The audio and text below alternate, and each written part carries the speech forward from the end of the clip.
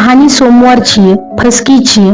आटपाट नगर होतं. त्यात एक गरीब सवाशीण बाई राहत असे. तिने श्रावण मास आला म्हणजे दर सोमवारी पहाटेस उठावं, स्नान करावं, पूजा साहित्य घ्यावं, पसाभर तांदूळ घ्यावेत व महादेवाच्या देवळी जाऊन मनोभावे पूजा करावी. जय महादेवा, घे फसकी व दे लक्ष्मी असे म्हणून प्रार्थना करावी. महादेवाच्या मस्तकी तांदूळ अर्पण करावे. उरलेले तांदूळ नंदीच्या पाठीवर वाहून आपण घरी यावं. असं 4 सोमवार तिने केलं. शंकर तिला प्रसन्न झाला. दिवसेंदिवस ती श्रीमंत झाली. मनामध्ये समाधान पावले. पुढे उद्यापनाच्या वेळी तिने देवी अन्नपूर्णेला जरीची चोळी पाठवली. काशी विश्वेश्वराला रुपया पाठविला आणि आपल्या व्रताची समाप्ती केली.